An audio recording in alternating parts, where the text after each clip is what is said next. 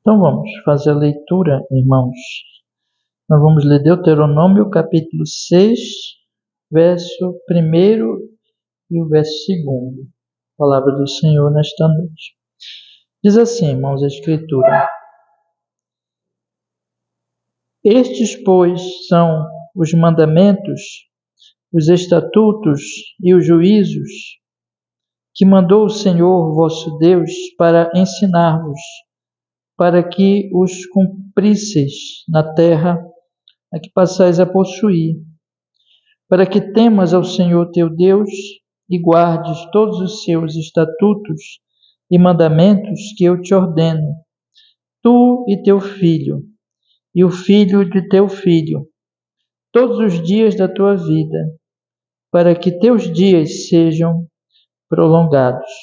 Amém. Graças a Deus. Vamos orar, meus irmãos. Amado Senhor, nós estamos reunidos aqui nesta noite, Senhor, para te adorar e para meditar na sua palavra. Hoje nós temos aqui este capítulo tão maravilhoso para lermos, Senhor. E nós suplicamos em nome de Jesus, fale conosco.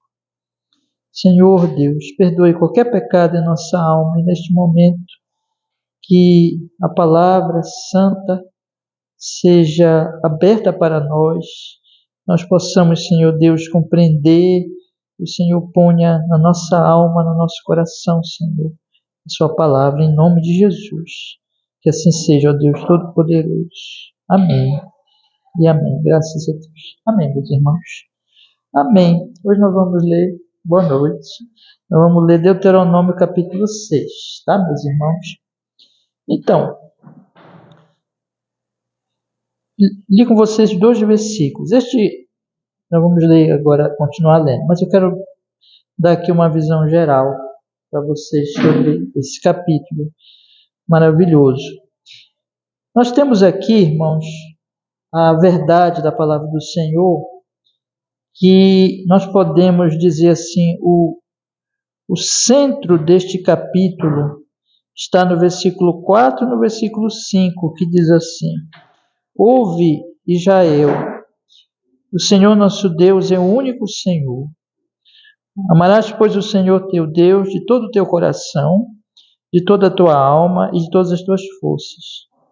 E estas palavras que hoje te ordeno estarão no teu coração, e as ensinarás a teus filhos, e delas falarás, assentado em tua casa, e andando pelo caminho, e deitando-te e levantando-te. Então nós podemos dizer que o centro, o ensino essencial deste capítulo está nestes 3 versículos aqui. Então é um anúncio da unidade de Deus, monoteísmo, né? Que não existe 2, 3, 4, 5 ou vários deuses, mas existe um único Deus, a ordem de amá-lo e a ordem também de ensinar esta verdade do único Deus e do amor de Deus aos filhos.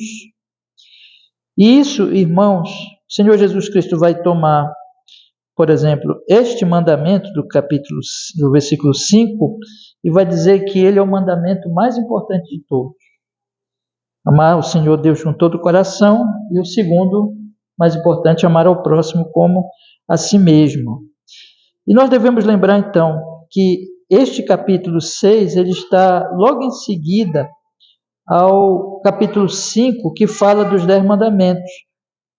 Então, quando nós olhamos aqui o capítulo 5, a partir do versículo 6, que nós lemos semana passada, nós vamos ter aqui a repetição dos 10 mandamentos que Deus tinha dado lá ainda no Sinai e que é relatado para nós no livro de Êxodo, no capítulo 20. Então, aqui nós temos a repetição. Então, aqui o que o Senhor está fazendo, irmãos? O Senhor está dizendo assim, olha, esses mandamentos devem ser obedecidos, mas esses mandamentos serão obedecidos em me amar. Ser santo, portanto, ser obediente a Deus, obedecer os mandamentos, é amar a Deus.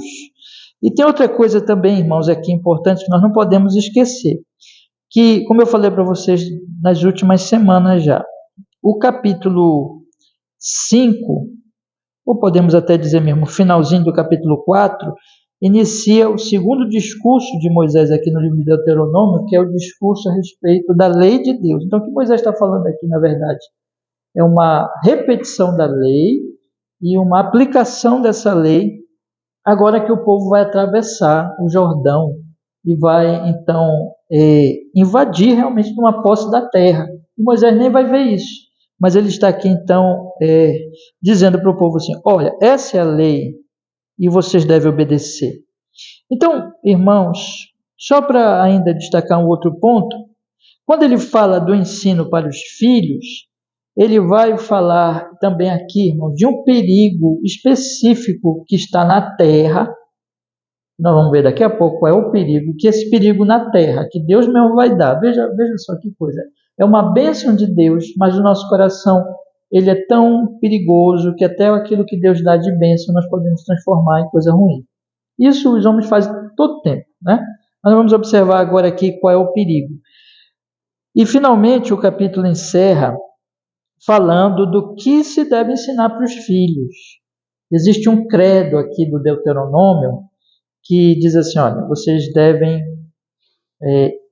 falar isso para os filhos de vocês, explicar e sempre relembrar isso aos filhos de vocês. Então vamos ler aqui, irmãos, novamente, aí nós vamos lendo, e essas informações que eu acabei de dar aqui nós vamos observar, e a partir daqui também nós vamos, claro, o nosso interesse não é só um interesse histórico para pensarmos lá no que aconteceu naquele tempo, mas para falar para nós hoje aqui, o que isso significa para nós hoje aqui. Mas daqui a pouco nós vamos observar então. Vamos ler então, meus irmãos, na medida que eu for lendo eu vou destacando aqui algumas partes importantes. Vamos lá.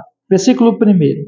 Estes, pois, são os mandamentos, os estatutos, os juízos que mandou o Senhor, vosso Deus, para ensinar-vos, para que os cumprisseis na terra que passais a possuir, para que temas ao Senhor teu Deus e guardes todos os seus estatutos e mandamentos que te ordeno, tu e teu filho, e o filho de teu filho, todos os dias da tua vida, e que os teus dias sejam prolongados.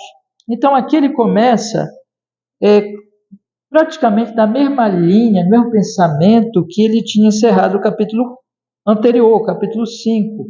Se vocês forem observar o versículo 32 do capítulo anterior, capítulo 5, ele diz assim, olhai, pois, que façais como vos manda o Senhor vosso Deus, não vos desviareis nem para a direita nem para a esquerda, andareis em todo o caminho que vos manda o Senhor vosso Deus, para que vivais e bem vos suceda e prolongueis os dias na terra que haveis de possuir. Veja a ligação muito forte aqui entre a obediência e o bem, que Deus está dizendo assim, olha, o bem de vocês é obediência, e o bem de vocês, aqui no caso da antiga aliança, é a terra, é que vocês vivam bem na terra. Então, na medida que vocês forem obedecendo, vocês viverão bem na terra. A obediência, portanto, levará ao bem. No capítulo 6, porém, ele acrescenta alguns pensamentos importantes aqui, que vão ser importantes você aqui destacados no capítulo 6. Quais são? Primeira coisa, irmãos, ele diz também que se deve obedecer os mandamentos. Isso envolve a lei dos 10 mandamentos, né? Mas envolve também as outras leis ali, que envolve cerimônia, as leis civis que Deus tinha dado. Mas observe, ele diz para que eles obedecessem e que Deus mandou ensinar esses mandamentos a ele, versículo 1, para quê? Para que eles temam o Senhor. O temor do Senhor é o princípio da sabedoria. Lembra que diz lá em Provérbios, né? Então, essa obediência não é uma obediência meramente assim, legalista ou moralista. Não é uma obediência assim, ó, façam isso porque vocês têm que fazer. Não é isso. Muito longe disso. É uma obediência que tem a ver com Deus, Deus da aliança. Deus é o Deus que eles conhecem, é o Deus que se revelou a eles e é o Deus que eles devem obedecer. Isso para Deus, obedecer a lei para Deus. E essa obediência envolve o que, irmãos? Portanto, temor a Deus, temor ao Senhor, temor a Javé, teu Deus. Olha só a relação aqui, né? Temam a Javé. Temor, o que é temor? Reverência. Reverência é ter grande respeito, adoração, reverência a esse Deus. Guardes de todos os seus estatutos, mandamentos que hoje te ordeno. E aí uma coisa que vai aparecer muito aqui no capítulo 6 é que não somente eles deveriam, eles mesmos, obedecer com temor, mas ensinar os seus filhinhos. Tu, teus filhos e o filho de teu filho. Todos os dias da tua vida, os dias da tua vida, e que teus dias sejam prolongados. Olha aqui o bem de novo. A obediência levaria eles ao bem, a viverem na terra e a viverem muito, a terem longevidade. Então vamos continuar lendo. Agora vem os grandes versículos aqui que eu já citei para vocês agora. Diz assim: ouve, pois, ó Israel, e atentem os guardares, para que bem te suceda e muito te multipliques, como te disse o Senhor teu Deus, aqui na terra que mana leite e mel. Ouve Israel no versículo 4 também, mas ainda no versículo 3, mostrando mais uma vez o bem, multiplicar-se na terra, uma terra boa, uma terra que mana leite e mel. A obediência do povo significaria que eles iriam viver muito, que eles iriam ser multiplicados, que eles iriam viver nessa terra muito boa, eles viveriam, eles teriam bem. Mas agora, irmãos, ele fala que esse outro ouve do versículo 4, ouve Israel, o Senhor nosso Deus é o único Senhor, amarás pois o Senhor teu Deus de todo o teu coração, de toda a tua alma, de todas as tuas forças, e essas palavras que hoje te ordeno estarão no teu coração, e as ensinarás a teus filhos, e delas falarás, assentado em tua casa, andando pelo caminho, e deitando-te, levantando-te, também as atarás por sinal na tua mão, e te serão por frontais entre os teus olhos, e as escreverás nos umbrais da tua casa e nas tuas portas. Veja que aqui então, irmãos, acrescenta-se agora a questão da obediência por reverência e temor a Deus, o quê? O amor a Deus. Então acrescenta-se a reverência, o amor, porque não existe reverência sem amor. Não existe adoração a Deus sem amarmos ao Senhor. E esse amor ao Senhor, conforme ele diz aqui, é um amor ao único Senhor. Significa que nós não podemos dividir este amor dele com deuses outros, porque na verdade, o que significa aqui nesse texto é que os outros deuses são todos falsos. É que só existe um único Senhor. Veja a afirmação do versículo 4. Israel, ouve, ó Israel, o Senhor nosso Deus é o único Senhor. O Senhor Javé, o Javé, porque Senhor em letra maiúscula é Javé. O Javé, nosso Deus, é o único Javé, é o único Senhor, é o único Deus. Não existe outros deuses. Então, amar a Ele significa, em primeiro lugar, que eu só posso amar a Ele como Deus. Se eu amo a Ele e amo outro Deus, eu não estou amando a Ele de verdade, porque Ele não divide a divindade dele com ninguém. Então, amar a Ele significa o quê, irmãos? Amá-lo como único Deus. Mas o que significa também? Amá-lo com todo o coração, com toda a alma, com toda a força. Amá-lo significa que eu vou amá-lo com todo o meu ser. Porque é isso que a Bíblia quer dizer. Coração é a sede. É a sede da personalidade. Mas aqui envolve a alma, envolve a força, envolve todo o ser do homem, portanto, é amá-lo com todo o ser. E é mais uma coisa aqui que diz respeito a este amor, que as palavras dele vão ser obedecidas, vão ser valorizadas.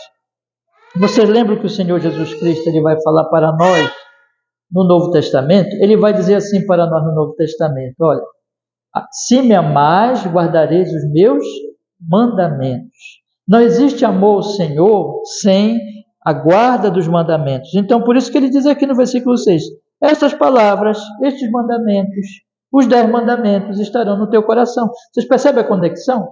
Quer dizer, isso aqui está conectado com o capítulo 5. Capítulo 5, ele repete os 10 mandamentos, e aqui ele diz assim, olha, como é que vocês vão obedecer os 10 mandamentos? Primeiro, temendo, reverenciando, mas nós não tememos se nós não amamos. E amar significa, Ele só é Deus, é não amá-lo divididamente, mas amá-lo unicamente como Deus, amá-lo com todo o ser e amá-lo obedecendo às suas palavras. Tendo essas palavras também, versículo 6, no mesmo coração. Eu amo a Ele com o coração, e se eu amo a Ele com o coração, as palavras dele estarão, olha só, no meu coração. E aí, então, eu vou ensinar aos meus filhos, eu vou ensinar à próxima geração. Porque, irmãos, é impossível uma pessoa amar a Deus e não falar de Deus, e não mostrar pela sua própria vida quem é Deus. De maneira que o texto está dizendo aqui, que nós vamos, que é a ordenança do Senhor, ensinar sobre Deus, mas ensinar sobre Deus especialmente a geração seguinte, que são as crianças, são os filhos. Então, ensinar a próxima geração de maneira que eles conhecessem este Deus, conhecessem estes mandamentos, conhecessem essa unidade de Deus, pudessem também amá-lo de todo o seu coração, pudessem ter a palavra no coração deles e pudessem ensinar os seus filhos também. Porque vocês lembram? Dá uma olhadinha aí no versículo 2, que ele diz assim, a segunda parte do versículo 2, que eu te ordeno, tu e teu filho, e o filho do teu filho. Quer dizer, isso ia passando de geração em geração. Agora, no versículo 7, diz a maneira como se falaria dessas coisas para os filhos. A maneira qual é? Irmãos, a maneira é o cotidiano. Ele diz assim, ensinarás aos teus filhos, delas falarás. Assentado em tua casa, quando estiver sentadinho com os filhos, lá na casa, andando pelo caminho, quando estiver andando com o filho para algum lugar, e deitando-te, quando for deitar com o filho, for fazer a criança dormir, ou levantando-te, quando for levantar. Ou seja, no cotidiano, no dia a dia, o israelita deveria falar a lei de Deus, deveria ensinar sobre esse Deus. O assunto Deus deveria ser comum na vida israelita e na família israelita. E outra coisa também. Isso não significaria, irmãos, que diretamente eles iam falar de Deus diretamente. Sim, eles iam falar muito em Deus, mas tudo que eles tratassem, eles iriam conectar com Deus, porque eles são o povo de Deus. Por exemplo, vamos pensar assim, vamos fazer uma casa aqui. Quando o israelita pensar, vamos fazer uma casa. Daqui a pouquinho nós vamos ver, quando vocês estiverem em casa, quando vocês tiverem as coisas, não esqueçam do Senhor.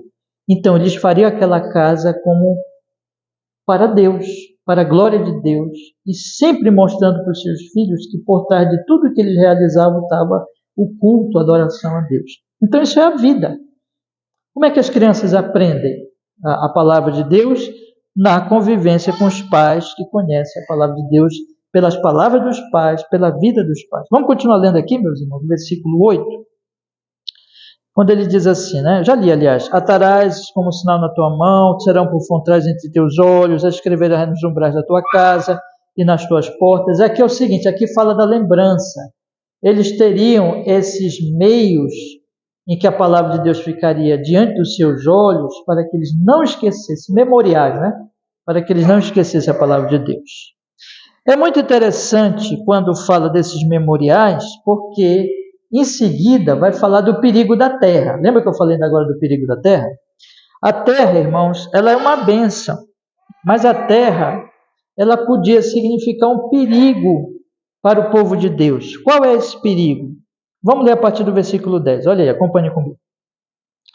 Quando, pois, o Senhor teu Deus te introduzir na terra que jurou a teus pais, Abrão, Isaque, Jacó, que te daria, com grandes e boas cidades que tu não edificaste, e casas cheias de todo bem que tu não enchestes, e poços cavados que tu não cavastes, vinhas e olivais que tu não plantastes, e comeres e te fartares, guarda-te que não te esqueças do Senhor que te tirou da terra do Egito e da casa da servidão.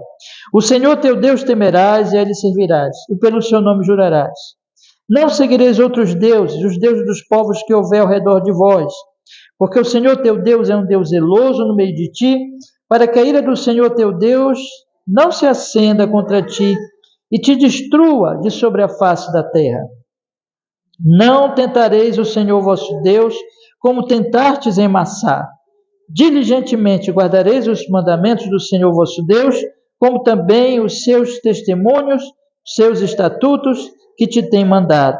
E farás o que é reto e bom aos olhos do Senhor, para que bem te suceda e entres e possuas a boa terra, a qual o Senhor jurou dar a teus pais, para que lances fora a todos os teus inimigos de diante de ti, como o Senhor tem falado. Vamos agora meditar rapidamente nesse trecho aqui. O que o Senhor está dizendo aqui? O Senhor está falando aqui do perigo da terra. Qual é o perigo da terra?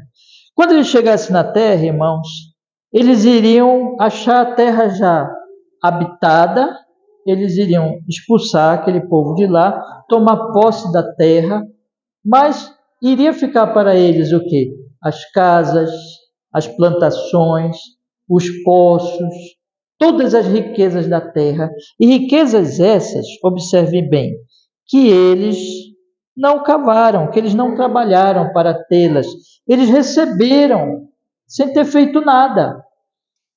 Os poços eles não cavaram, as vinhas eles não plantaram, eles então iriam adquirir aquilo, receber aquilo gratuitamente. Isso aqui é um lembrete dizendo assim, quem deu para vocês? Deus. Não foi o trabalho de vocês. Aqui Deus está dizendo assim, olha, nunca pensem que a terra foi trabalho de vocês, porque eu dei. É Deus dizendo assim, tanto é verdade que vocês vão pegar vinhas que vocês não plantaram e poços que vocês não cavaram. Eu dei. Porque eu sou sempre eu que dou. Mesmo quando vocês cavam, mesmo quando vocês plantam, sou eu que estou dando. Mas aqui é um lembrete para dizer assim, vocês nem cavaram, vocês nem plantaram. Quem deu fui eu, para mostrar que fui eu. Eu expulsei aquelas pessoas de lá. E eu dei para vocês isso. Mas cuidado, porque quando vocês tiverem os poços lá cheios de água, e vocês tiverem as vinhas e os frutos, e vocês tiverem casas, porque ele diz aqui, né? Os poços que não escavaste, as vinhas que não plantaste, mas aqui um pouquinho antes, que eu acabei nem destacando, grandes e boas cidades, versículo 10, que tu não edificastes. Então, quando vocês tiverem as cidades, vocês tiverem os frutos, vocês tiverem os poços, o que pode acontecer com vocês? Vocês começarem a amar essas coisas e esquecer de Deus, né?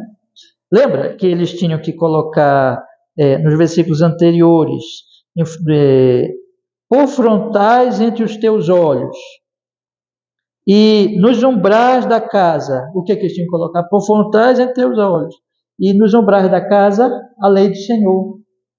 Quando Deus diz isso aqui, olha, ou seja, tem esses memoriais, tem esses lembretes da lei do Senhor, logo em seguida diz, o que pode fazer vocês esquecerem de Deus e da sua lei? As vinhas, os poços, as casas, a prosperidade. Irmãos, eu lembro daquele texto de Paulo, né? O amor ao dinheiro é raiz dos males. Porque não é o dinheiro, porque quem dá para nós o dinheiro é Deus. Quem deu para o povo tudo isso aqui é Deus, mas o negócio é que nosso coração ele é perigoso, porque a humanidade ela começa a amar as bênçãos no lugar do abençoador. Ela começa a idolatrar as boas coisas que o próprio Deus dá, ou seja, essas coisas não são más, mas elas começam a amar e elas começam a esquecer de Deus, esquecer do Senhor. Então Deus diz aqui, não façam isso. Porque se vocês fizerem isso, e vocês, versículo 14, seguirem outros deuses, esquecerem que eu sou o único Deus, aí vocês vão acender a ira do Senhor. Vocês farão o que foi feito lá em Massá. O que foi que aconteceu em Massá? Foi que o povo duvidou de que Deus estava com eles e de que Deus iria lhes abençoar. Então, tentar a Deus. Você lembra que Satanás tentou Jesus? E Jesus respondeu para ele, não tentarás ao Senhor teu Deus. O que é tentar a Deus? Tentar a Deus é ir além do que Deus promete e duvidar das suas misericórdias. É fazer as coisas sem a sua promessa e a sua bênção e a sua misericórdia. É afrontar, é ir além do que Ele tem nos dado. Então, quando o povo lá disse assim, será que o Senhor está conosco? Aqui, eles também tentariam, se eles esquecessem de Deus, eles iriam dizer assim, bom, vamos brincar com Deus. Deus nos deu tudo isso, mas agora não vamos deixar Deus. Eles iriam, então, além, vamos dizer assim, arriscar, tentar, sem as misericórdias e sem o mandamento de Deus. E Deus diz assim, não façam isso. Não tente ao Senhor. Porque se vocês fizerem isso, vocês vão acender a ira do Senhor. E aí, então, o que vai acontecer, meus irmãos? Farás o que é bom, versículo 18, possuais a boa terra, o que implica que, se não fizer isso, vocês vão ser lançados da terra. Observe o versículo 19, para que lance fora todos os teus inimigos de diante de ti, como o Senhor tem falado. Ou os inimigos são lançados, ou vocês serão lançados. Dependendo do quê? Dependendo de vocês esquecerem ou não ao Senhor, de vocês amarem ou não ao Senhor. Vamos então, irmãos, agora finalizar com os últimos versículos. E os últimos versículos, eles falam de novo das crianças. Dá para perceber que esse capítulo ele fala muito das crianças e fala muito dos filhos. Acompanhe comigo agora a partir do versículo 20. Quando teu filho te perguntar no futuro, dizendo, que significam os testemunhos, os estatutos, os juízos que o Senhor nosso Deus nos ordenou? Então dirás a teu filho, éramos servos de Faraó no Egito, porém o Senhor com mão forte nos tirou do Egito, e o Senhor aos nossos olhos fez sinais e maravilhas, grandes e terríveis contra o Egito, contra Faraó e toda a sua casa. E dali nos tirou, para que nos levar e nos dar a terra que jurara a nossos pais. E o Senhor nos ordenou que cumpríssemos todos estes estatutos, que temêssemos ao Senhor, nosso Deus, para o nosso perpétuo bem, para nos guardar em vida, como no dia de hoje, e será para nós justiça, quando tivermos cuidado de cumprir todos estes mandamentos perante o Senhor nosso Deus, como nos tem ordenado. Aqui então ele está dizendo assim, veja só, vocês vão passar por isso, Moisés diz. Moisés faz uma previsão. As crianças, elas são curiosas. E as crianças começam a olhar as coisas e elas começam a perguntar, por que isso, papai? Por que isso, mamãe? Né? Elas vêm e elas questionam. Então as crianças, elas iam olhar o culto israelita, elas iam olhar as cerimônias, elas iam olhar aqueles sacrifícios todos, elas iam também ouvir falar dos 10 mandamentos, e elas iam fazer essa pergunta, o que significa isso? Qual o sentido disso? Por que nós temos que obedecer esses mandamentos? Olha só a pergunta, é uma pergunta infantil, mas é uma pergunta precisa. Olha de novo o versículo 20, irmãos. Que significam os testemunhos, os estatutos, os juízos que o Senhor nosso Deus vos ordenou? O que significa isso? Qual é o sentido disso? Por que, papai, nós fazemos isso? Né? Aí o israelita tinha que responder o seguinte, olha, meu filho, eu vou ensinar você por que nós fazemos isso. É porque é o seguinte, nós éramos escravos no Egito. Aqui nós temos o credo do israelita. E o que é um credo, irmãos? Um credo é uma expressão de fé, resumida, poucas palavras, mas que traz o sentido profundo da nossa fé. Ele diz assim, então dirás a teus filhos, primeiro, éramos servos do faraó no Egito. Primeira coisa, nós éramos escravos no Egito. Segunda coisa, porém o Senhor, com mão forte, nos tirou do Egito. E o Senhor, aos nossos olhos, fez sinais e maravilhas grandes e terríveis contra o Egito, contra Faraó e toda a sua casa. Éramos servos, o Senhor nos tirou de lá, fazendo maravilhas contra o Egito. E dali nos tirou, versículo 24. Primeiro, éramos servos, aí ele nos tira de lá. Aí terceiro, e dali nos tirou para nos levar e nos dar a terra que jurara a nossos pais. Percebe? Três coisas aqui. Primeiro, éramos servos, o Senhor nos tirou e o Senhor nos levou. Éramos servos no Egito, o Senhor nos tirou de lá com mão forte e o Senhor nos levou para a terra prometida. Versículo 24. Veja a conexão da obediência com o que o Senhor fez. O Senhor nos ordenou que cumpríssemos todos esses estatutos, que temêssemos ao Senhor nosso Deus, para o nosso perpétuo bem, para nos guardar em vida como no dia de hoje. Ou seja, já que Ele fez isso, Ele é nosso Deus, Ele diz agora, obedeça. Por isso, meu filho, que nós obedecemos. Porque Ele nos salvou. Ele é o nosso Deus. E por amor a Ele, por temor a Ele, amando a Ele, reverenciando a Ele, nós fazemos isso. Você entendeu, meu filho? E mais, Ele diz que se nós continuarmos a fazer isso, nós vamos ser abençoados perpetuamente. Ele vai guardar a nossa vida, como no dia de hoje se vê. Como você está vendo aqui que nós já estamos na terra. Ele tem nos abençoado. E será para nós justiça, meu filho, quando tivermos cuidado de cumprir todos esses mandamentos perante o Senhor nosso Deus, que nos tem ordenado. Ou seja, como é que a justiça vai prevalecer entre nós? Ele nos abençoa não somente na terra, mas Ele opera a justiça entre nós. É por isso que nós fazemos isso. Então nós fazemos isso olhando para o passado, nós fazemos isso olhando para o presente, olhando para o futuro, porque nisso está a nossa resposta de amor, de adoração, de reverência a Deus, de gratidão e na certeza de que Ele está conosco e de que Ele nos abençoa e de que nos abençoará. Agora eu quero fazer uma pergunta para vocês. Israel se manteve fiel a isso? Não, né? Todos nós sabemos que não, né? Nós sabemos que eles pecaram, nós sabemos que eles foram expulsos da terra, e nós sabemos que os seus filhinhos, em vez de serem abençoados, o que aconteceu com eles? Eles morreram. Eles morreram.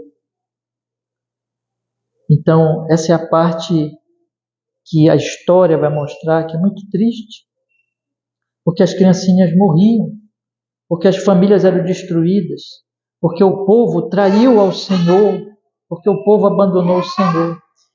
Mas por que eu estou perguntando para vocês isso? Porque hoje, preste bem atenção agora no que eu vou lhes dizer, hoje é diferente. É diferente por quê? Porque todos aqueles que estão na nova aliança, todos aqueles, sem exceção, serão salvos. Tudo isso que eu lhes ensinei aqui, nós devemos agora transportar para a nova aliança. Na nova aliança é o seguinte, qual é o credo nosso? O credo nosso é o seguinte,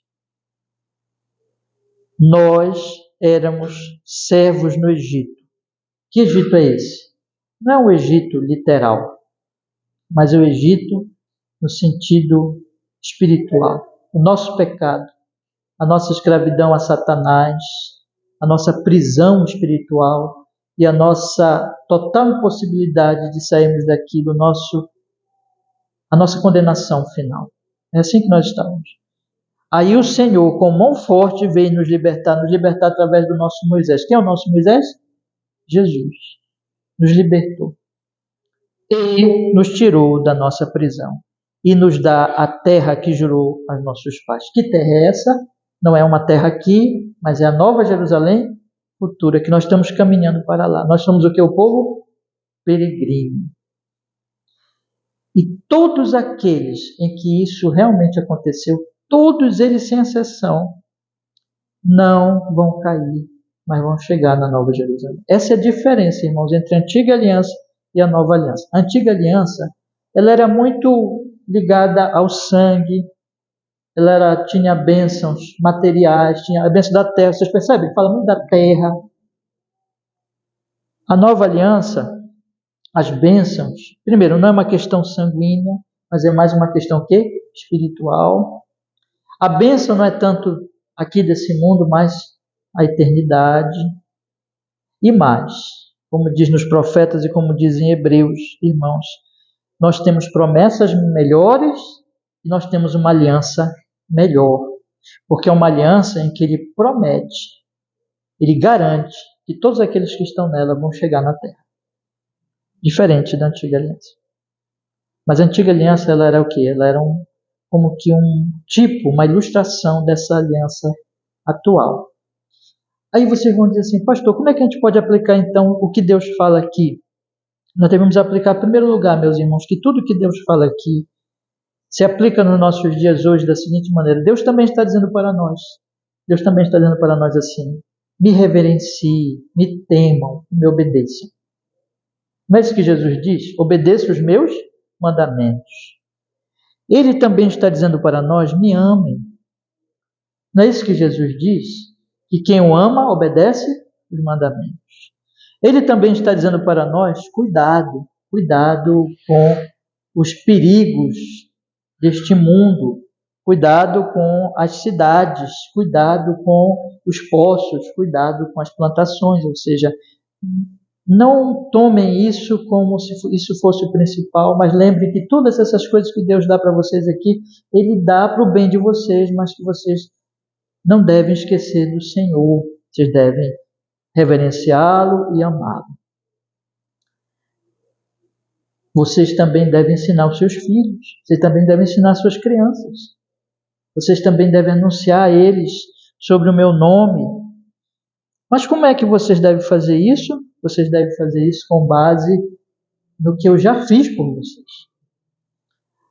Por isso que vocês veem, por exemplo, na carta aos Romanos, o apóstolo Paulo fala de toda a salvação. Aí lá no capítulo 12, ele diz assim, já que isso é verdade, vivam assim, assim, assim. As cartas de Paulo são sempre assim. Doutrina, fala de Cristo, fala da redenção e depois fala, agora vocês obedeçam, agora vocês amem, agora vocês sirvam a Deus, agora vocês, pais, eduquem seus filhos, né? Mulheres, amem seus maridos e assim por diante. Ou seja, obedeçam, mas obedeçam por quê? Obedeçam porque vocês foram libertados do Egito, vocês foram salvos pelo Moisés de vocês, Jesus Cristo, e vocês já têm uma herança, que é a herança eterna. Vocês já foram libertados e salvos por esse Deus que ama vocês. Agora, em resposta, esse é o ponto do Evangelho, irmãos, em resposta, em gratidão ao Senhor, não para serem salvos, mas em resposta, em gratidão ao Senhor, reverencie a Ele, obedeça os seus mandamentos, ame a Ele, ensine aos seus filhos e tomem cuidado para que vocês não se deixem levar pelas bênçãos e venham esquecer esse Deus. Porque vocês já foram salvos em gratidão a Ele. Façam essas coisas. Deu para entender? É assim que a gente pode aplicar hoje. É assim que nós podemos aplicar a nossa vida, essas verdades que estão aqui, meus irmãos. Eu queria então somente encerrar com esta ênfase. Nunca esqueça do que Jesus fez por você. Nunca esqueça do que Ele operou, da salvação eterna que Ele operou em prol de você. Nunca esqueça que você estava perdido, que você estava sem esperança, mas que Jesus veio até aqui para a sua salvação. Nunca esqueça que Ele já libertou e nunca esqueça que Ele fez de você herdeiro da eternidade, do reino dele eterno. E se você meditar muito nisso, você encontra motivação de amor e gratidão para obedecer esse Deus. E os poços, e as vinhas, e as cidades não vão conseguir fazer você esquecer Deus. E você vai poder ensinar os seus filhos e a próxima geração. Deus nos ajude nisso, meus irmãos. Vamos orar? Vamos pedir que Ele nos fortaleça. Senhor, muito obrigado, porque nós podemos, nesta noite, Senhor, meditar na Sua palavra bendita. Esse capítulo é um capítulo tão precioso, que fala que só o Senhor é Deus, que não existe outros deuses, Senhor. Que nós possamos, portanto, te adorar e não nos deixar nos levar pelas vinhas, pelos olivais, pelas cidades, pelos poços desta vida, pelos deuses falsos, mas em gratidão pelo que o Senhor fez por nós na cruz, possamos te temer cada vez mais, te amar cada vez mais, te obedecer cada vez mais. E ensinar, Senhor, a filhos, a jovens, às próximas gerações e a todos aqueles que estão em volta de nós, o credo cristão, que o Senhor veio e nos tirou da nossa escravidão e nos deu vida eterna, Senhor. Ó Deus, opera isso no nosso coração, na nossa alma, e faz o seu povo se alegrar cada vez mais em Jesus Cristo e na grande obra do Senhor nas nossas vidas. Em nome de Jesus. Amém e amém. Nos abençoe, Senhor, nos ajude. Amém. Deus nos abençoe, meus irmãos. Nós vamos agora orar. Eu peço para vocês continuarem com este capítulo, irmãos, aberto, que nós vamos clamar ao Senhor. Tá bom? Desligar aqui.